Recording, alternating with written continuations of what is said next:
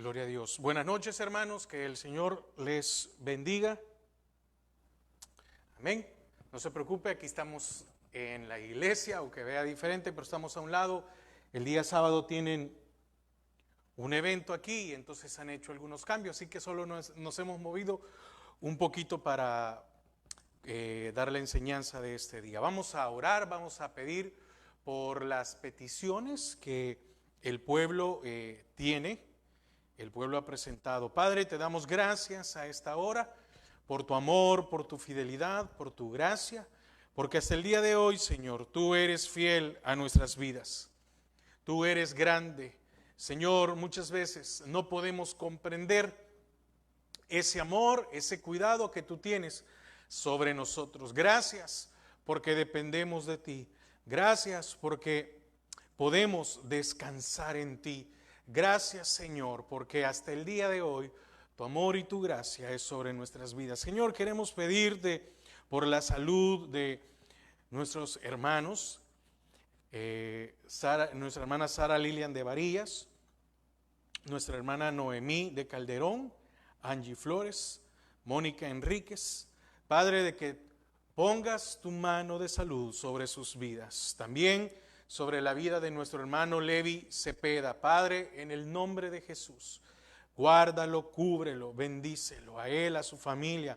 Señor, que a cada uno de ellos puedas poner paz en sus corazones. Señor, te seguimos pidiendo por la recuperación en la vida de nuestro hermano Jorge Asbuns, que tú lo sigas fortaleciendo. Gracias, Padre, porque lo llevas, Señor, con bien. Padre, que no haya ningún coágulo, que todo, Padre, pueda funcionar perfectamente. Señor, te sigo pidiendo por la vida de Víctor Eduardo y de Esther María, que pongas tu mano sobre ellos. Señor, que hagas el propósito, Padre, en el nombre de Jesús. Señor, también por nuestros hermanos Rodas allá en Panamá. Guárdalos, cúbrelos, bendícelos. Señor, de que como hasta el día de hoy tú has sido fiel con ellos, Padre, que ellos siempre, siempre, siempre confíen en ti. Señor, y si se levanta algo, sabemos que tú eres escudo y fortaleza sobre sus vidas. Padre, pon paz, pon la provisión, pon la fuerza, el aliento necesario en la vida de nuestros hermanos. Asimismo, Señor, te pido por nuestras hermanas Mabel y Telma Núñez, de que tú las bendigas. Padre, también por la petición especial de nuestra hermana Jackie Donado. Señor, que tú obres según tu voluntad, según tu tiempo, y Señor, que sea de bendición. Padre, asimismo, Señor, te pido por la salud de mis padres, que tú los bendigas. Señor, quiero pedirte también por la vida de nuestra hermana Patti Coto, Señor, que este día está cumpliendo años, igual que nuestro hermano Edwin Molina. Ahí donde estén cada uno, Señor, que tú los bendigas, que tu amor, tu provisión y tu cuidado esté sobre sus vidas. Padre, te pido por nuestro pastor general, por cada uno de los pastores de la misión, por el pastor Waldo Mendoza, Amílcar Varillas, Milagro de Bonilla, Alberto Picarielos, Alberto Campos. Padre, bendice a cada uno de ellos, a sus ayudas, sus congregaciones, sus familias. Padre, también te pido, Señor, por la vida de Brandon, por su familia, por su congregación, que tú lo guardes, que tú lo guíes, que tú, Señor, siempre tu respaldo esté sobre su vida. Asimismo, Señor, por la vida de nuestro hermano, por el pastor Don Forrester, Señor, que tú pongas tu mano de salud. Señor, bendícelo, cúbrelo, guárdalo. Padre, que tu hijo pueda tener paz y descansar en ti. Señor, gracias porque es un ejemplo, Señor, para muchos.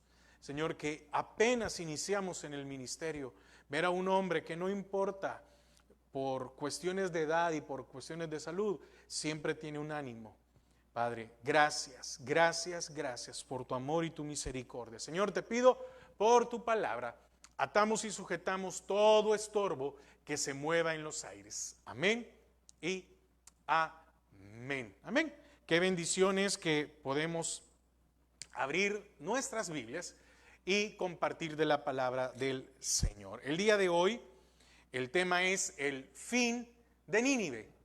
El fin de Nínive. Y yo quiero que me acompañe a Nahum 2:13 en adelante. Hoy vamos a terminar de estudiar y de conocer algunas cosas del libro de Nahum. Y si el Señor nos lo permite, todavía no lo sé, no puedo, si el Señor nos lo permite, el otro jueves pues vamos a seguir con Habacuc. Mire, he tratado de ir así lo más rápido posible, dar una vista histórica, saber en qué tiempo, cuál es la razón del libro. Espero que usted como yo podamos comprender, ¿verdad?, a qué se refiere o a qué se ha referido cada uno de ellos. Vimos Abdías, que fue la profecía contra Edom, y vemos aquí a Nahum, que es la profecía contra Nínive. Y Habacuc, ¿se lo digo el otro jueves o se lo digo ahorita? Bueno, Habacuc es una profecía contra la destrucción de Babilonia. Pero me llama, en lo que usted termina de buscar Nahum 2:13 en adelante, me llama la atención es esto. Y es que nadie se puede librar de ser injustos. Y Dios siempre pasa cuentas. Así que dejémosle la venganza a Dios. Porque mire, nos pueden hacer muchas cosas, nos pueden pasar algunas cosas en las cuales nosotros quisiéramos salir, ¿verdad?, y querer hacer las cosas y demostrarle a los demás que no somos ningunos tontos, de que no nos dejamos. Pero el Señor es el que pone paz y tranquilidad en nuestras vidas. Y Él dice, mía es la venganza. Amén. Nahum 2:13 en adelante dice, heme aquí contra ti, dice Jehová de los ejércitos, encenderé y reduciré a humo tus carros, y espada devorará tus leoncillos, y cortaré de la tierra tu robo, y nunca más se oirá la voz de tus mensajeros. Versículo 1 del capítulo 3. Y oiga cómo comienza. Ay de ti, ciudad sanguinaria. Mira el título que el Señor le da 100 años después de haberlos perdonado. 100 años después. Ay de ti, ciudad sanguinaria, toda llena de mentira y de rapiña, sin apartarte del pillaje. Oiga, chasquido de latigo y fragor de ruedas, caballo atropellador y carro que salta, jinete iniesto, es derecho, firme, y resplandor de espada y resplandor de lanza, y multitud de muertos y multitud de cadáveres, cadáveres sin fin, y en sus cadáveres tropezarán. A causa de la multitud de las fornicaciones de la ramera de hermosa gracia, maestra en hechizos, que seduce a las naciones con sus fornicaciones y a los pueblos con sus hechizos. Heme aquí contra ti, otra vez lo repite, dice Jehová de los ejércitos, y descubriré tus faldas en tu rostro, y mostraré a las naciones tu desnudez, y a los reinos tu vergüenza. Y echaré sobre ti inmundicias, y te afrentaré, y te pondré como estiércol. Todos los que te vieren se apartarán de ti, y dirán, Nínive es asolada. ¿Quién se compadecerá de ella? ¿Dónde te buscaré consoladores? ¿Eres tú mejor que Tebas, que estaba asentada junto al Nilo, rodeada de aguas, cuyo baluarte era el mar y aguas por muro? Etiopía era su fortaleza, también Egipto, y eso sin límite. Fud y Libia fueron sus ayudadores. Sin embargo, ella fue llevada en cautiverio. También sus pequeños fueron estrellados en las encrucijadas de todas las calles, y sobre sus varones echaron suertes, y todos sus grandes fueron aprisionados con grillos. Tú también serás embriagada y serás encerrada. Tú también buscarás refugio a causa del enemigo. Todas tus fortalezas serán cual higuera con brevas, que si las sacuden, caen en la boca del que las ha de comer. He aquí tu pueblo será como mujeres en medio de ti. Las puertas de tu tierra se abrirán en par a tus enemigos. Fuego consumirá tus cerrojos. Provéete de agua para el asedio. Refuerza tus fortalezas. Entra en el lodo, pisa el barro, refuerza el horno. Allí te consumirá el fuego, te talará la espada, te devorará como pulgón, multiplícate como langosta, multiplícate como el langostón. Multiplicaste tus mercaderes más que las estrellas del cielo. La langosta hizo presa y voló. Tus príncipes serán como langostas y tus grandes como nubes de langostas que se sientan envallados en día de frío. Salido el sol se van y no se conoce el lugar donde están. Durmieron tus pastores, oh rey de Asiria. Reposaron tus valientes. Tu pueblo se derramó por los montes y no hay quien lo junte. No hay medicina para tu quebradura. Tu herida es incurable. Todos los que oigan tu fama batirán las manos sobre ti, porque sobre quién no pasó continuamente tu maldad. Amén. Mire qué importante, y me llama la atención algo de empezar a desarrollar el estudio, que termina con una pregunta. Fíjese, al final de todo lo que le está diciendo, le dice el Señor a Nínive: heme aquí contra ti. Esa es una certeza de que lo que el Señor iba a hacer, lo iba a cumplir, y no había retroceso. Pero me llama la atención mucho cuando dice: ¿sobre quién no pasó continuamente tu maldad? Mire la forma en que termina este libro. Ahora, en el capítulo 2, versículo 13, vemos de la humillación del Señor a Nínive. Vemos la humillación de Nínive. Heme aquí contra ti, dice Jehová de los ejércitos. Oiga, encenderé y reduciré a humo tus carros, y espada devorará tus leoncillos, y cortaré de la tierra tu robo, y nunca más se oirá la voz de tus mensajeros. Fíjese que en estos versículos que destacamos, la presencia de Jehová en todos los acontecimientos. Amén. En todos los acontecimientos. ¿Por qué? Porque Jehová es poderoso y soberano por encima de cualquier imperio, de cualquier aquel que porque estamos viendo que estos se levantaron, fueron tiranos, fueron malos. Entonces, aquí es presentado como el que está en contra, como el que está contra Nínive, para hacer justicia de todos sus agravios. El Señor se presentó y viene y dice: yo voy a hacer justicia a todos, contra todos.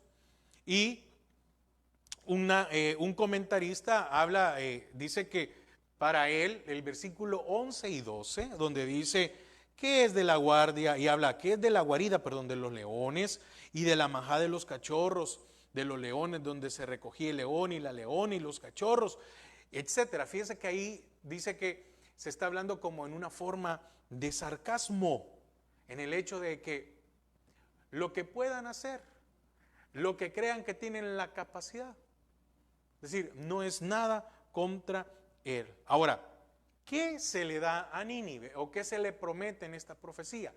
Una retribución exacta. Se recuerda de la ley del talión, o de la ley de la retribución, en donde lo que alguien me hacía, yo lo tenía que hacer de la misma manera. No se le podía dar más, porque para eso era también la ley del talión, o la ley de la retribución. Si alguien robaba 100, había que devolver 100. Había que ser parejos. Entonces, a Nínive se le promete exactamente como él lo hacía. Y lo que pasa es que cuando usted junta todo lo que Nínive hizo, porque cualquiera puede decir: pero contra este pueblo hizo esto, sí, pero hizo contra aquel, hizo contra aquel, hizo contra aquel. Entonces, la retribución que tenía que pagar Nínive, los ninivitas o Nínive, aunque solo fuera uno el Señor el que se las iba a cobrar, era alta. Porque imagínense, si alguien es malo y golpea a 10 personas, oiga, el que es malo dio 10 golpes. ¿Cuántos golpes tiene que recibir? Bueno, tiene que recibir 10 golpes, porque es la ley de la retribución, ¿o no? Claro que sí. Entonces, alguien puede decir, no, pero yo solo di un golpe. No, no, le diste un golpe a una persona. Pero como venimos aquí a ver a todos los demás, lo que tú tienes que recibir de una sola vez no es uno, son 10. Entonces, lo que iba a acontecer con Nínive era mucho más. Y una cosa muy importante, nunca más se oiría de los que iban a las diferentes naciones oprimidas para llevar mensaje, que por lo general eran malas noticias. ¿Qué quiere decir esto? Que esa voz opresora no se oiría más. No se iba a tener mayor conocimiento. Y al final, no al final, en el transcurso, le voy a dar el dato, vamos a ver por qué esto se cumplió.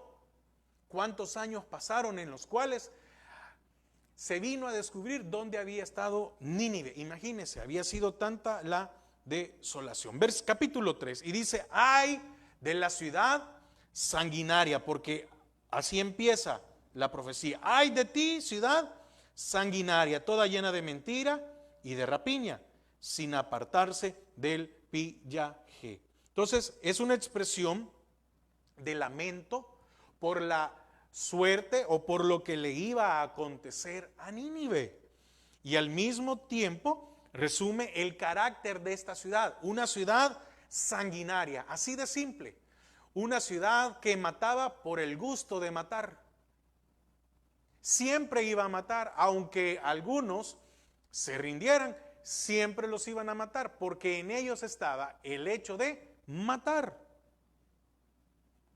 Entonces, de los versículos 2 al 4 describen una batalla en contra de Nínive. Y fíjese que hay un comentarista que se llama Pfeiffer y él decía en un apartado, no hay ningún pasaje en la literatura hebrea que sobrepase a este en su vívida descripción. Es decir, más dura, más cruel, pero es que era la retribución de Nínive. Y volvemos a lo mismo, podría decir un ninivita, no, pero yo a tal pueblo solo un golpe le di. No, pero es que el Señor vino a pasar cuentas de todas las injusticias que había hecho Nínive.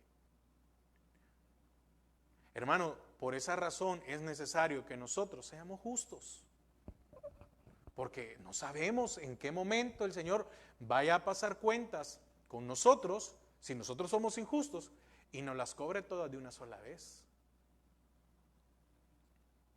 Ahora, hay algo muy importante. Fíjese que se describe a Nínive como ramera. Y esto lo hace en referencia a la idolatría realizada en cuestiones de ocultismo y a lo relacionado con hechicería. Amén. Entonces, el profeta introduce en estos versículos, una expresión del Dios de Judá, Jehová de los ejércitos, con el que señala la intervención de Jehová en estos acontecimientos como parte de su plan para el mundo. Y lo vemos ahí en el 2:13. Heme aquí contra ti, dice Jehová de los ejércitos, encenderé y reduciré a humo tus carros, y espada devorará de todo lo que me... Pero el 3:5, oiga lo que dice otra vez. Heme aquí contra ti, dice Jehová de los ejércitos, y descubriré tus faldas en tu rostro, y mostraré a las naciones tu desnudez, y a los reinos tu vergüenza. Porque el plan para el mundo, para enseñarle a todas las demás naciones que aquel que cometía hechicería, ocultismo y un montón de cosas, ese era su fin. Amén. Ahora, ¿será que más de alguno se pregunte, ¿puede un Dios de amor hacer esto? El profeta Nahum responde que sí. ¿Pero por qué responde que sí? Bueno, hermanos, por una simple razón. Porque Dios no iba a permitir que la injusticia siguiera. Sí es cierto que muchas de las situaciones de las que les pasó a Israel fueron correctivos, fueron consecuencias de sus malas decisiones, de sus malos caminos. El Señor los ocupó, sí, pero en otras estos fueron todavía aún peor. ¿Por qué? Porque el Dios de Judá, que es el que menciona que va a liberar, es el mismo de hoy. Él no ha cambiado.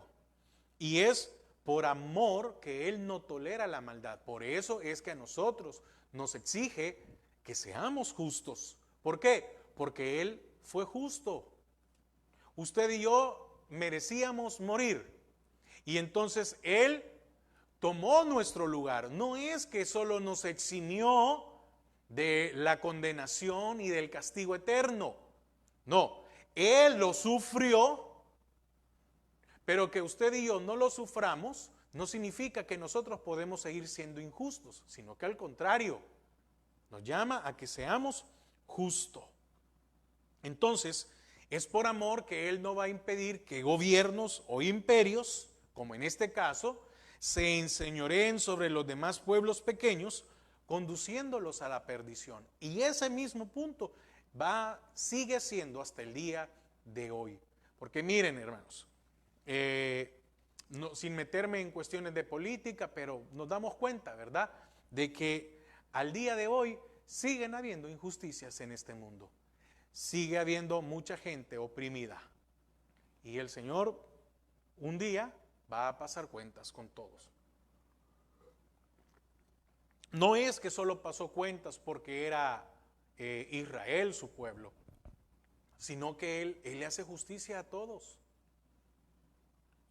Entonces, ahora Dios hará de manifestar quién es realmente Nínive y todos podrán ver su vergüenza. Amén. Eso está versículos del 5 al 7. Ahora, hay una referencia. Del 8 al 11 dice: ¿eres tú mejor que Tebas, que estaba asentada junto al Nilo, rodeada de aguas, cuyo baluarte era el mar y aguas por muro? Etiopía era su fortaleza y también Egipto, y eso sin límite. Fut y Libia fueron sus ayudadores. Sin embargo, ella fue llevada en cautiverio. Oiga, está hablando de Tebas. Oiga la referencia que le está dando el Señor. La referencia que le está dando el Señor a Nínive con Tebas. Y fíjese que, bueno, no me quiero adelantar. Ahorita le explico qué era Tebas. También sus pequeños fueron estrellados en las encrucijadas de todas las calles, y sobre sus varones echaron suertes, y todos sus grandes fueron aprisionados con grillos. Tú también serás embriagada y serás encerrada. Tú también buscarás refugio a causa del enemigo. Bueno, el Señor le dice: oye, Tebas. O el profeta en esta profecía compara a Nínive con Tebas.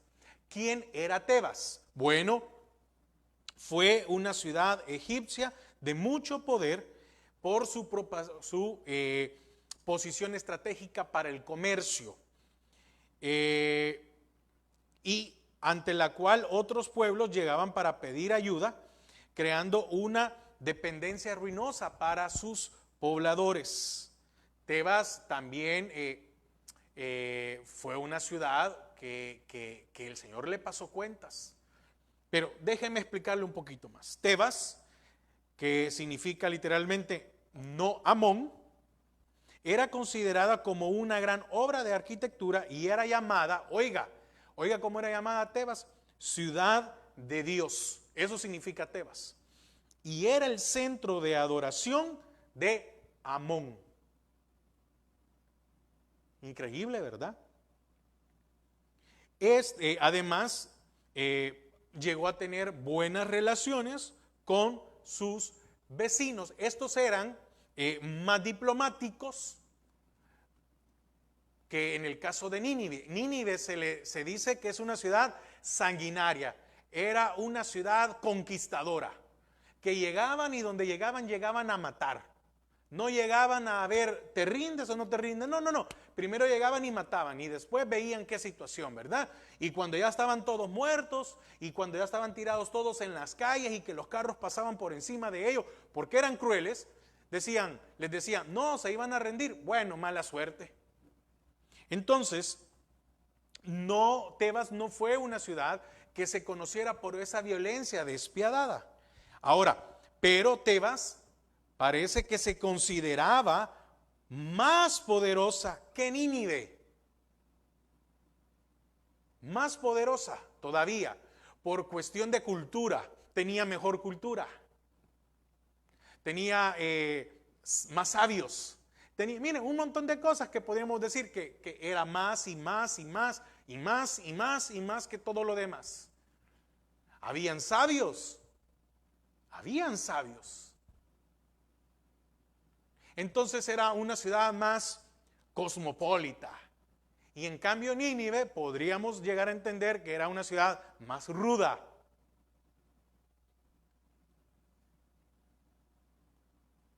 Sin embargo, terminó en cautiverio.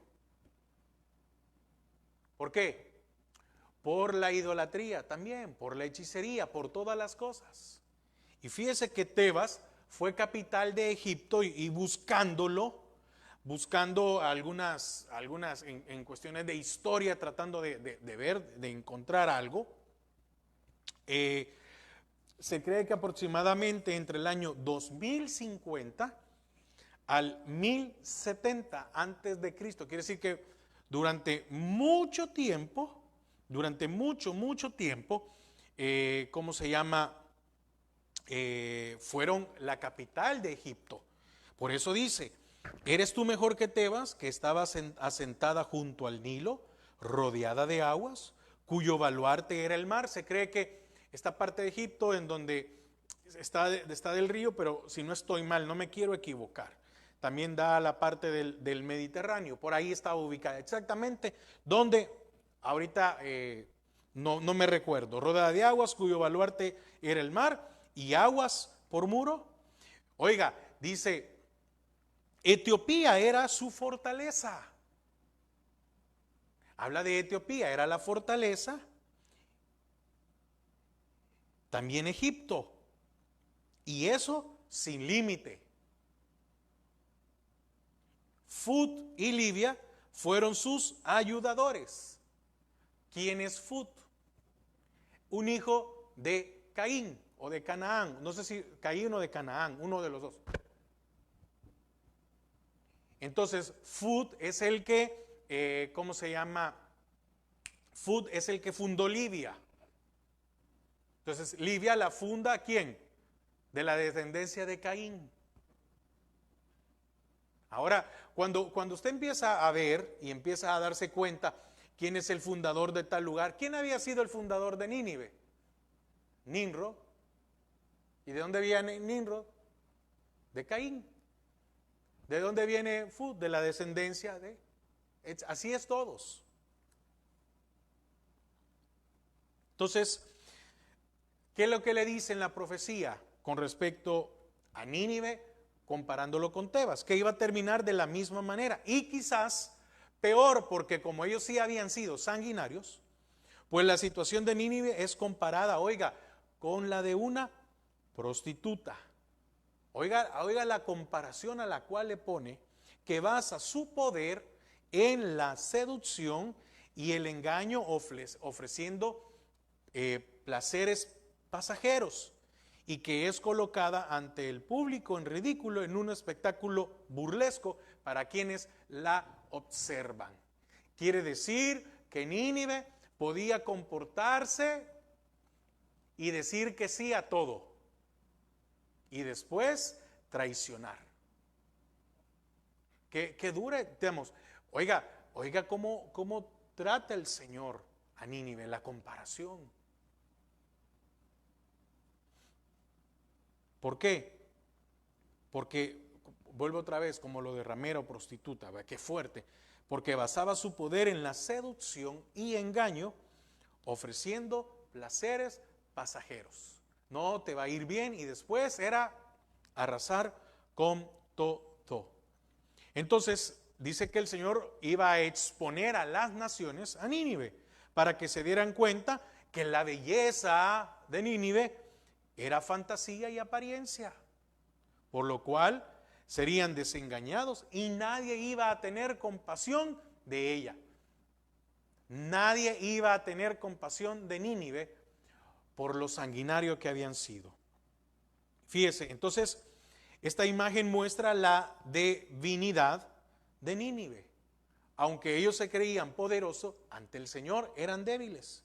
Su fragilidad a tal punto que aquella ciudad dominante y exótica se esconderá por causa del enemigo. Y mira aquí algo muy importante. Según un dato de los historiadores,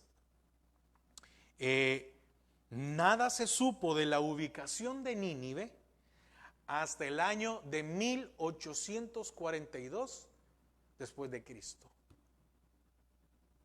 Estamos hablando, déjeme sacar, ¿cómo se llama? Cuentas rápidamente. Es decir que del 42 al 1900 son 58. Más 100 son 158. Quiere decir que se dieron cuenta hasta hace 180 años aproximadamente, espero hacer bien las cuentas, se vino a descubrir la ubicación de donde había estado Nínive. Increíble. Quiere decir que el Señor, tenemos que tener cuidado, porque se les hizo pedazos.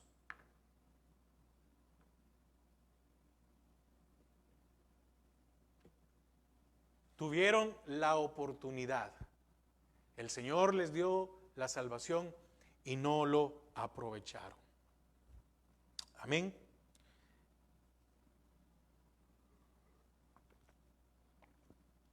Versículo 12, 3:12. Todas tus fortalezas serán cual higueras con brevas, que si las sacuden, caen en la boca del que se las ha de comer. Mire qué fuerte, ¿verdad? Todas tus fortalezas serán cual higuera con brevas, con el fruto, ¿verdad? Que si las sacuden, oiga, con solo sacudir, caen. Así de frágil. Entonces, Nahum está destacando en la anterior comparación la soberanía de Dios, que no es arbitraria. El poder de Dios, que no es arbitrario. No es que el Señor dijo, lo voy a hacer pedazos. No, pero que tampoco, es negociable cuando los imperios construidos por quienes se han convertido en sus adversarios y en enemigos han considerado ilimitada su expansión. ¿Qué quiero decir? Que el Señor no va a negociar con aquellos que son o han sido tiranos.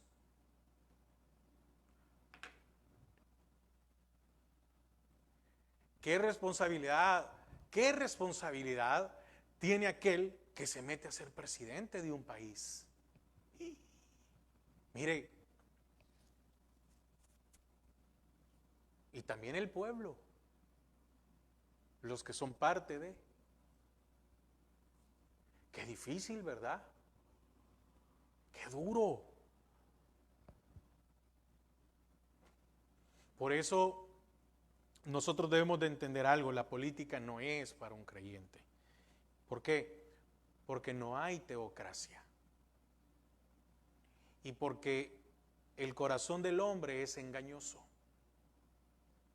Hay muchas personas, sí es cierto, y no me estoy metiendo en política, por favor no vaya a creer, ni estoy llamando a algo, ni estoy hablando de alguien, no, esto lo podemos ver a lo largo de la historia, hermanos. Cuando usted empieza a ver la historia de cualquier país, de un conflicto, de algo, usted empieza a ver de que habían injusticias y muchos se levantaron para derrotar o derribar esas injusticias.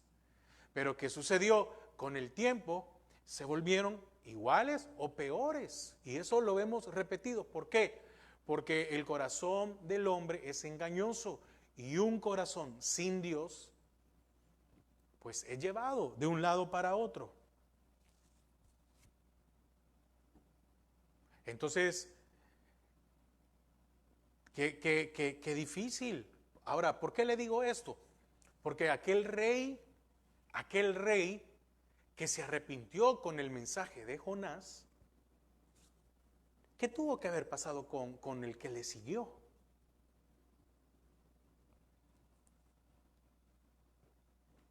¿Por qué el Señor al final, pues, pasó cuentas completas? ¿Por qué fue completa la retribución? Porque tuvieron la oportunidad de rendirse por completo a la voluntad de Dios. Nínive conoció a Dios, pero llegó un momento en que se les olvidó. Hay otro aspecto en el que Nahum no deja dudas. El castigo de Dios está dirigido contra los gobernantes y contra toda la casta de funcionarios antes que un juicio personal de tipo universal. La acción soberana de Dios es tajante y definitiva con respecto a Nínive. Había que pasar cuentas. ¿Por qué? Porque aquí, como los gobernantes y los funcionarios, y después también como el pueblo, pero ya vamos a ver algo más adelante, que normalmente el gobernante y los funcionarios, porque eso lo estoy viendo aquí, de hecho, hermano, estoy viéndolo en referencia a Nínive. Los gobernantes y los funcionarios eran los beneficiarios de las riquezas y del poder que habían llegado a tener, mas no los ciudadanos. Pero al final pagaron todos. Ahora, versículo 13. He aquí tu pueblo será como mujeres en medio de ti. Las puertas de tu tierra se abrirán de par en par a tus enemigos. Fuego consumirá tus cerrojos. Aquí el pueblo de Nínive es comparado con mujeres en este sentido. Hay una razón. En el sentido de estar indefensos, tanto frente a los reyes como ante los enemigos que los asedian.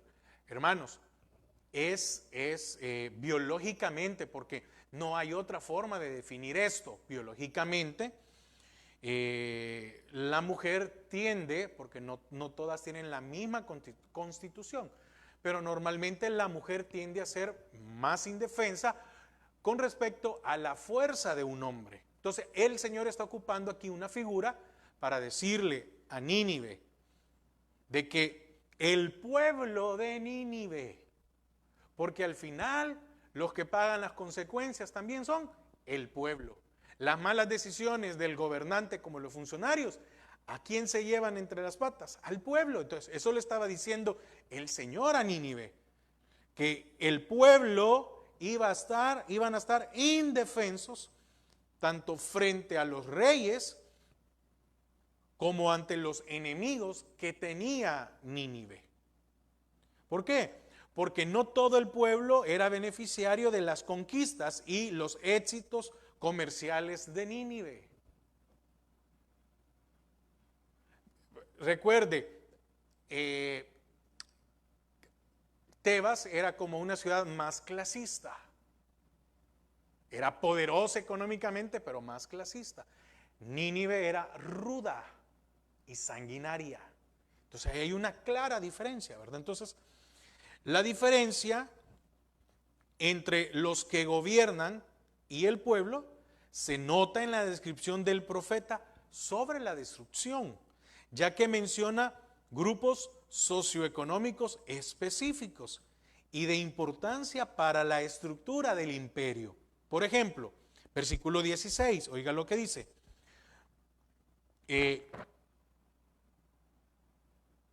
Déjeme terminar, vamos a leer del 14 para volverlo a leer. Dice, provéete de agua para el asedio, refuerza tus fortalezas, entra en el lodo, pisa el barro, refuerza el horno. Está hablando de cómo iban a estar de indefensos, ¿verdad? Ante los enemigos y los reyes.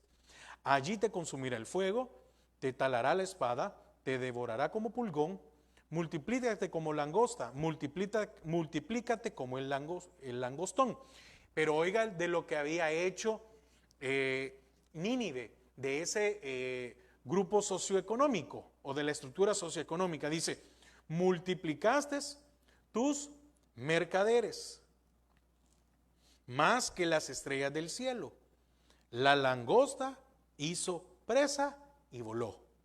Tus príncipes serán como langostas y tus grandes nubes de langostas que se sientan en vallados de frío. Oiga, salido el sol, se van. ¿Y qué es representativo el sol? El Señor en el sol de justicia. Y que cuando sale el sol, entonces se van. Ya no se quedan allí, sino que se esparcen. Y no se conoce el lugar donde están. Durmieron tus pastores. Oh rey de Asiria, reposaron tus valientes, tu pueblo se derramó por los montes y no hay quien los junte. ¿Qué está hablando aquí? Bueno, habla de los grupos socioeconómicos específicos y de importancia para la estructura del imperio. Mencionamos mercaderes, oficiales, que ahí dice príncipe, ¿verdad? Pero eran los oficiales los que mantenían el orden, el control, el poder, y los pastores. Habla de los mercaderes, lo que se hacía en el negocio, y los pastores del ganado, la cantidad de animal que tenían que tener. Entonces, ahora, en el versículo que leímos en el versículo 18, el caos producido por el ataque a Nínive da como resultado la huida del pueblo. 18b, tu pueblo se derramó por los montes, es decir, escaparon, corrieron al ver la situación, porque ¿quién iba a morir? El pueblo. ¿Qué número es mayor, el pueblo o los funcionarios? El pueblo. ¿Qué es mayor, el número, los mercaderes, los oficiales, los pastores o el pueblo? Siempre el pueblo. La riqueza estaba concentrada en un pequeño grupo. Y entonces cuando dice, oiga, se derramó por los montes y no hay quien los juntes. ¿De qué está hablando? No iban, que tenían sin dirección y que el pueblo es el que iba a padecer las consecuencias del derrumbamiento de un poder que, si bien ayudaron ellos a construir con su trabajo y con su complicidad, no eran los beneficiarios de todo lo adquirido. Porque cuando iba un ejército a conquistar y a matar, cuando traían los botines, ¿usted cree que repartían los botines en medio del pueblo? No. Los botines eran para los altos, para el rey, para engrandecer su poder. Entonces, estos nunca fueron beneficiarios de las conquistas. Pero sí los que iban a padecer las consecuencias de aquello que habían hecho. Pero una cosa, aunque ellos no fueron beneficiarios, el pueblo fue cómplice. Y por eso iban a pasar lo que pasaron.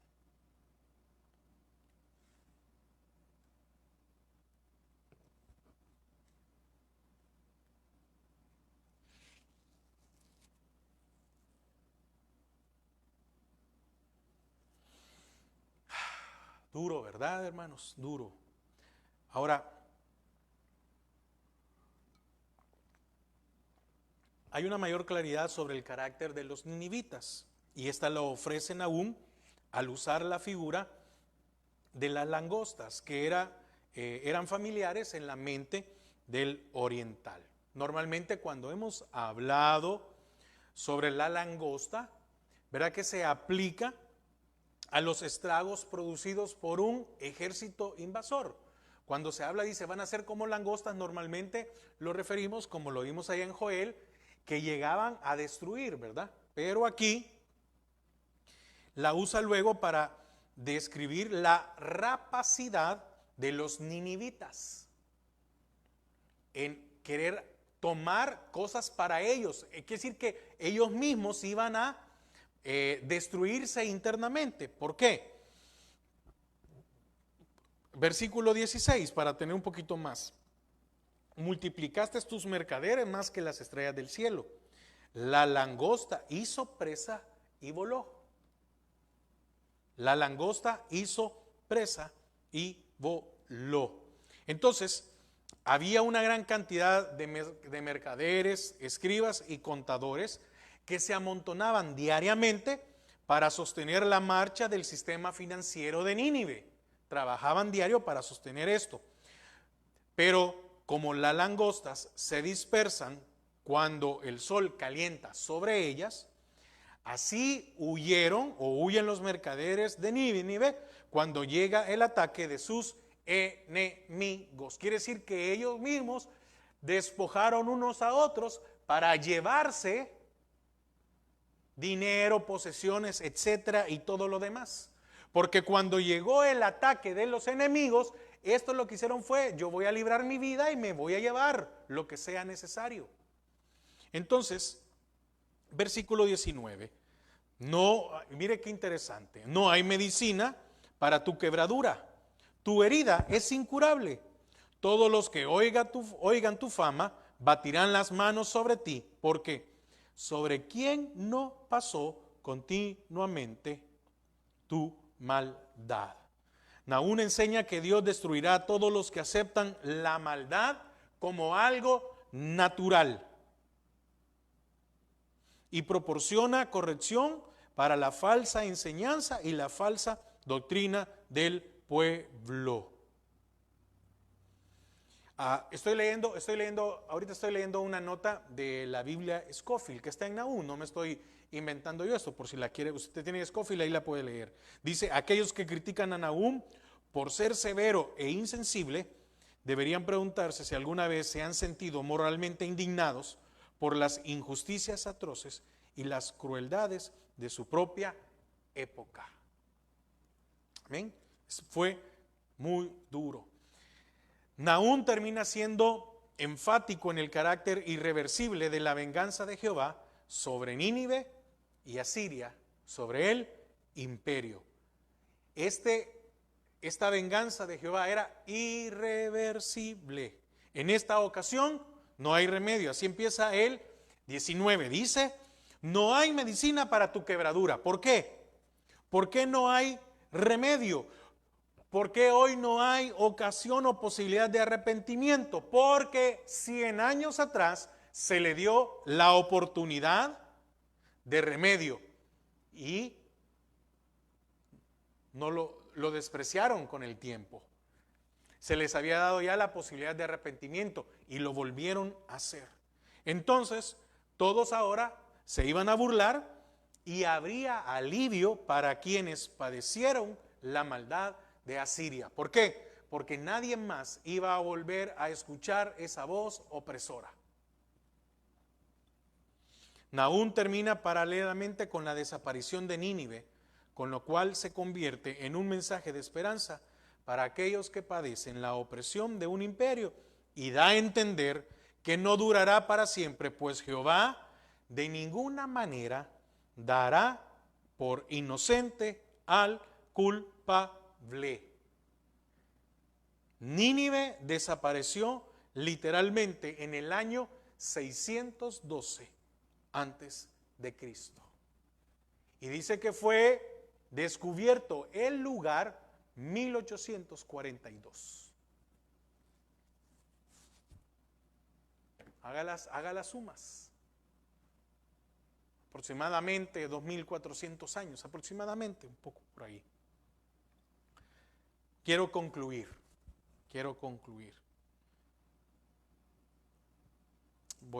Tenía una parte más, pero no la voy a dar ya por el tiempo. Conclusiones. Nahum nos ofrece varias enseñanzas que pueden servir de iluminación para situaciones en las que no se presentan respuestas claras o bien son evasivas. ¿Qué quiere decir esto? ¿Cuántas cosas estamos padeciendo nosotros en la cual decimos, Señor, mira la injusticia? Y pareciera que el Señor no hace nada. Y pareciera que el Señor permite. Y tal vez uno está consciente, no he pecado, pero ¿cómo es posible que se dé esta injusticia sobre nuestras vidas o sobre mi vida? ¿Qué es necesario? Bueno, hacer lo que hizo Nahum, entregar un mensaje íntegro. No le quitó, no lo añadió, no lo modificó, no lo suavizó. Así como dice en la nota de la Biblia Scofield, ¿verdad? Este Nahum fue severo. Sí, pero si usted nunca ha pasado una injusticia o un trato o algo, ¿cómo usted puede hablar de algo así? Dios es justo y desea que la justicia exista entre todos los seres humanos. Por esa razón, cualquier intento de gobierno o nación que se enseñoree sobre otros, convirtiéndolos en colonias abastecedoras para la producción de sus riquezas, es rechazado por Jehová, quien es Dios vengador, y que en su tiempo hará justicia definitiva sobre aquellos que se han levantado para hacer mal contra él. El Señor es un Dios justo.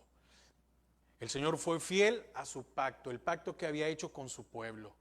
Y esa fidelidad no dependía de la actitud de sus seguidores, ni actúa de una manera retributiva, sino que por su buena voluntad y su misericordia es consecuente con los propósitos de salvación. Por lo tanto, no permitirá que los poderosos permanezcan indefinidamente creyendo que no hay Dios y haciéndose a sí mismos dioses.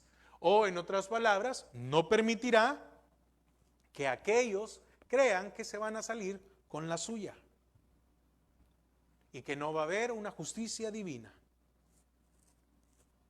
Y esto, hermano, tiene que ver en todas las áreas, en todas las áreas. ¿Por qué? Porque aún uno de ministro no se puede enseñorear de nadie del pueblo, de nadie. Nadie. Si usted tiene una empresa y usted es jefe, no puede enseñorearse aún por la necesidad que puedan tener sus trabajadores. Dios nos llama a ser justos. Porque esto de que alguien tenga autoridad, se le van a pedir cuenta. No, ay, qué bien, está hablando tal vez de algún gobierno. No, aquí es parejo, hermano, es para todos.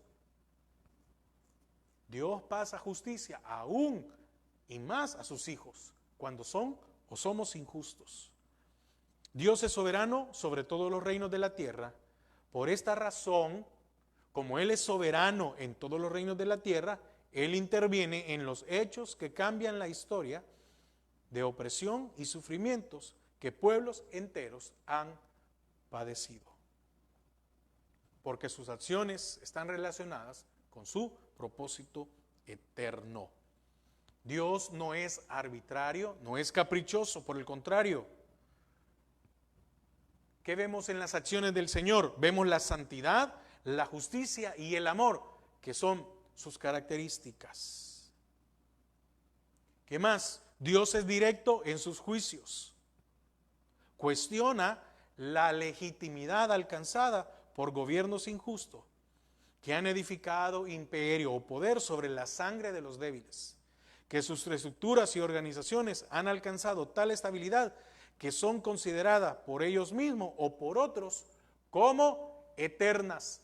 ¿Qué habrá pensado Egipto, Tebas, Nínive? ¿Qué habrá pensado Babilonia, los medos, los persas, el imperio otomano, los romanos? Cada quien en su tiempo. ¿Qué habrán pensado? Que iban a ser imperios eternos y que nadie los iba a poder derrotar.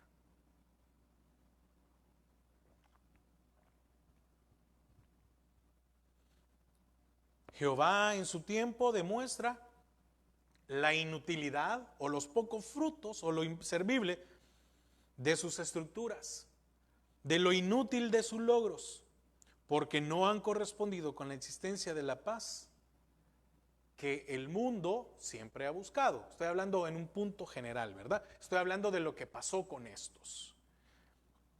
Y para finalizar, la voz del profeta Nahum es un grito anhelado por aquellos que confían en Jehová. Recuerde que el libro de Nahum es una profecía contra Nínive. Quiere decir que cuando se dio, todavía Nínive tenía poder, todavía Nínive existía.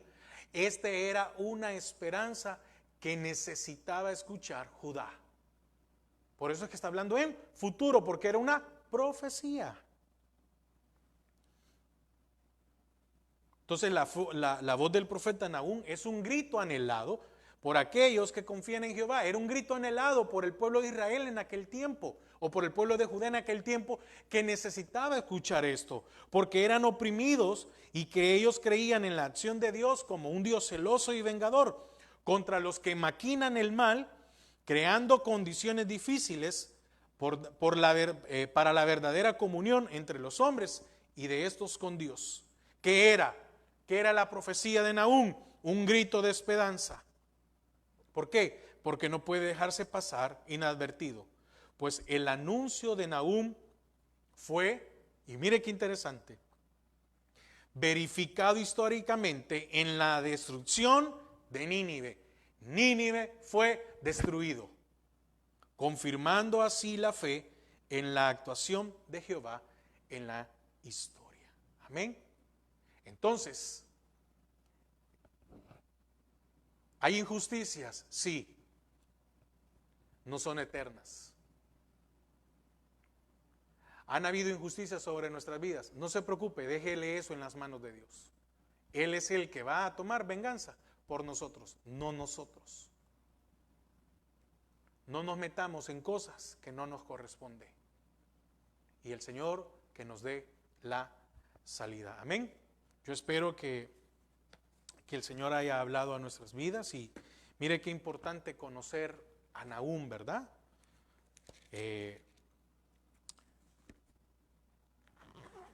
Increíble. Dios es nuestra esperanza y que nosotros podamos ser fieles a Él y ser justos en todo lo que hacemos. Padre, te doy gracias esta hora. Gracias porque nos has permitido una vez más poder compartir de tu palabra. Gracias por tu amor y tu misericordia. Señor, que esta enseñanza del libro de Nahum, Señor,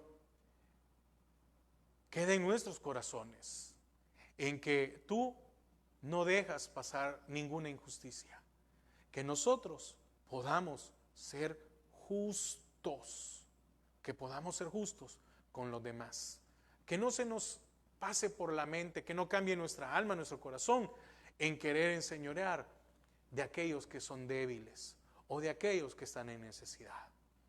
Padre, bendice a cada uno de mis hermanos en el nombre de Jesús. Amén y amén. Hermanos, que el Señor les bendiga. Recuerde, para los hermanos que nos acompañan en línea, el servicio comienza hasta las 9 de la mañana. No podemos pasar la alabanza por cuestiones de derechos de autor. Estamos viendo si en algún momento, pues, vemos en qué manera lo podemos hacer. Créame que, aunque sea solo transmitir la alabanza en vivo y después la quitamos y dejar la prédica. Pase una feliz noche y que el Señor les bendiga.